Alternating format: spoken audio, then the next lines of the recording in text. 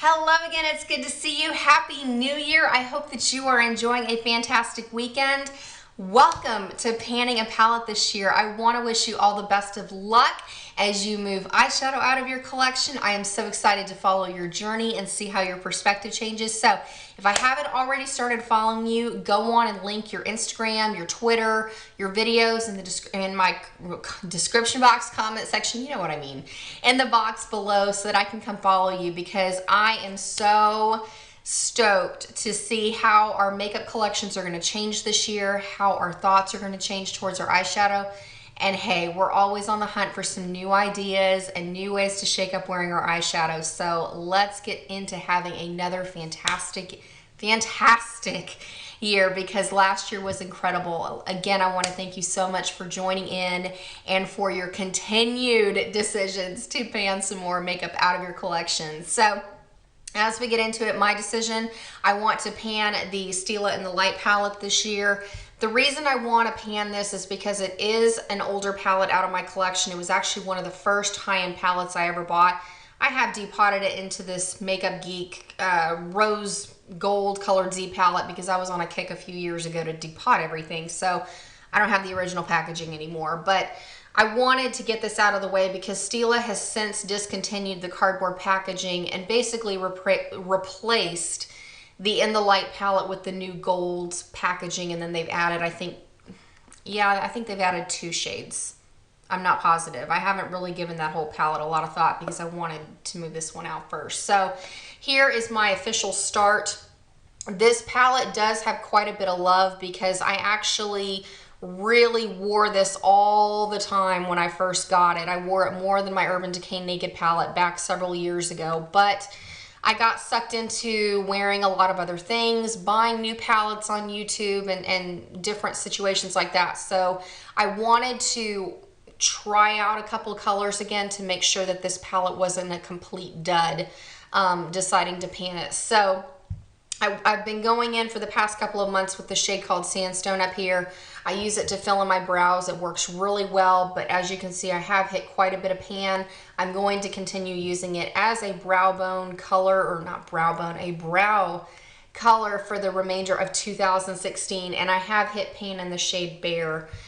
Because it does make a beautiful brow bone highlight, and I also like to use it on my face. So I'm not too concerned with being able to finish this within a year, with the exception of the shade Ebony over here, because if y'all have not started following her yet, follow Mew Mew G. She panned her Stila in the Light palette last year, and her Ebony was a lot like my shade. It's so densely packed that it doesn't matter how much effort you put into it, you can't even tell there's a dip. I mean, I've seriously been setting my MAC Black Track fluid line for the last couple of months, and I can't even see a dent in the shadows. So I have a feeling it's going to be the one that lingers around and around and around, kind of like Mauve from my Lorac Pro last year. Let's get real. So I'm very excited to go on and start panning this, but I do want to kind of talk about the other palettes that I'm going to bring in along with this, because the only shades I'm using currently are the Sandstone. I'm going in with Night Sky as my crease shade, and then I'm going in with Ebony.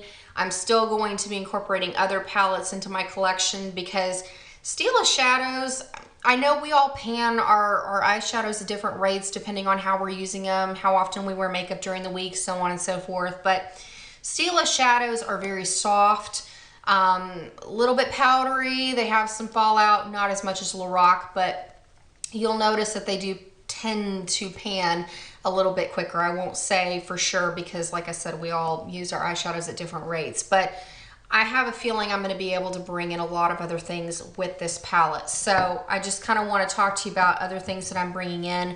The first thing, I'm going to be posting my Finish 7 by Spring intro. I'm going to continue working out of my Lorac Mega Pro palette, you know, specifically right now with the shades Cashmere and Khaki. So just kind of wanted to talk about other things, but further kind of expanding the Stila palette, I'm also going to be bringing in my Stila in the No palette.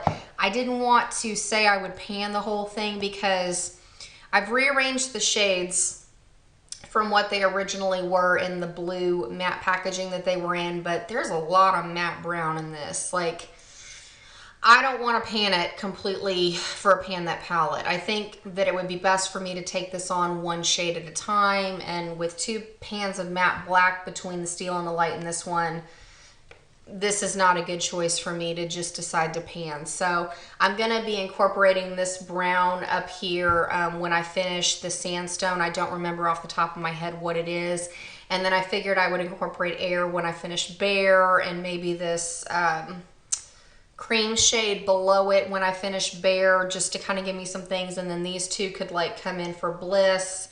I don't know. I'm kind of thinking ahead to what I want. But the other thing I really wanted to talk to you about, spoiler alert, I have decided that for 2017 I will be panning my Too Faced Chocolate Bar palette.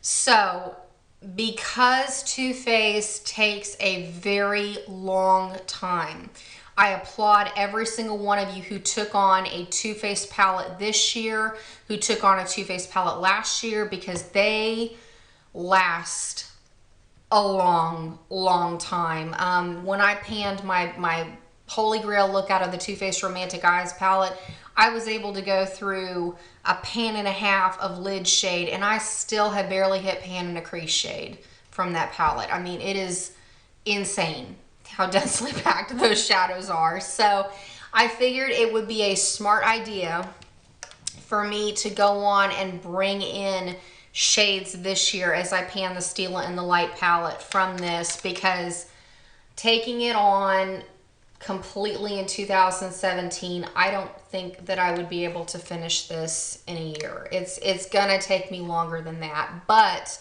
I want to pan the Too Faced Chocolate Bar because I want that perspective of finishing every kind of hyped up YouTube neutral palette that there is, and make that decision of ultimately which is the best palette for me to have for my collection.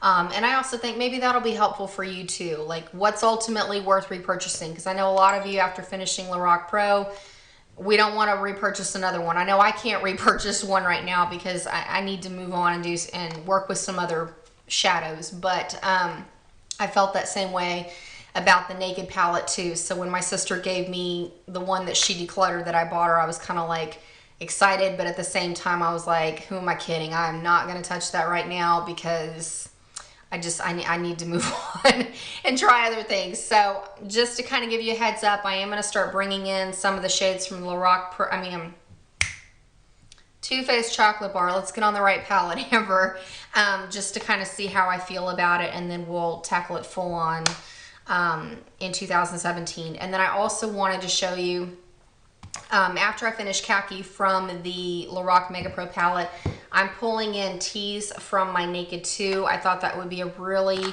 great transition shade with Night Skies, Taupe. And then I'm also going to be bringing in some L'Oreal Infallible shades as we get into the summer months, but I figure Chopper is a pretty close dupe to Amber Rush, and I thought it would make a nice combination to kind of get me in my palettes with the Sunset shade from this palette. So Naked 2 will be coming in fairly soon, and then I'm also working with my Z palette. I've got a bunch of Urban Decay and Too Faced shadows in here. Like right now I'm working with the matte white we've got here from one of the Too Faced Matte Eyes palette. And then there's some other shades in here I wanted to bring in, like this shade. I want to say it's Midnight 15 from the 15th anniversary palette. When I'm done with Cashmere from the Mega Pro, and then there are other things in here that I can sub in as well along with my Stila and the Light palette. So just to kind of give you a heads up of other things I'm going to be working with. I'm not setting out to hit pan in any of those other shades. I just want to bring them in, and we'll see where I get with them, because like I said, I'm really not worried about not finishing. So I think I'm going to have plenty of time to play around in the rest of my makeup this year, with the exception of that matte black. So that's it for now. Good luck panning your palettes, but be on the lookout. I'm going to be posting my intro to Finish 7 by Spring for seasonal panning challenges, and that's something I wanted to talk about too. I know a lot of you have asked me, you know, choosing all of my things that I'm going to pan throughout the year. I don't really go through my makeup collection and decide here are 16, 17 things I want to finish. I just kind of go with the flow. see what I'm working on, what's going with my looks, and that's how I choose my items. So if you're doing the project, use it up by 2016. I do a lot of the seasonal panning challenges, so I know I'll finish at least 16 items by the end of the year, but that's kind of how I break it up and decide what I'm going to be working on. So 7 by Spring is going to be the first seasonal challenge I jump in, and then I'm thinking of doing the finished 5 by Cinco de Mayo, and I'm thinking I might need to take a longer seasonal panning challenge, because last year and the year before we've done finished 4 by 4th of July, but I think I might tackle some more full-size products, like I said, if I'm using teas or, you know, stuff from Too Faced Chocolate Bar and whatnot. So we'll kind of see how I feel at that point. And I know you're going to be, you know, evaluating where you are too with your makeup collection. So best of luck. Be on the lookout. I've got lots coming your way. So I look forward to seeing you very, very soon. Catch you later.